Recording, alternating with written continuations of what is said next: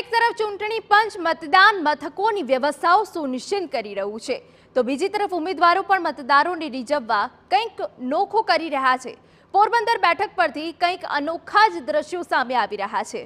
મનસુખ માંડવિયા પોરબંદરની લોકસભા બેઠક પરથી ઉમેદવાર છે, પણ ચૂંટણીના મેદાન પહેલા તે ક્રિકેટના મેદાન પર તેમનો દમ દેખાડતા નજરે પડ્યા।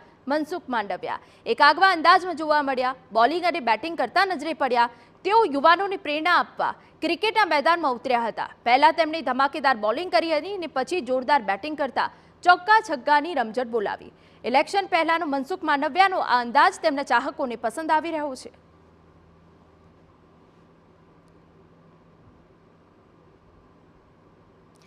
તો ઉલ્લેખનીય છે કે 2 દિવસ પહેલા પોરબંદરના વિધાનસભા બેઠકના ઉમેદવાર અર્જુન મોઢવાડિયા પણ મણિયારો રાસ રમતા નજરે પડ્યા। પરંપરાગત પોશાકમાં રાસ રમતા અર્જુન મોઢવાડિયાને જોઈને સ્થાનિકો પણ આકર્ષાયા હતા।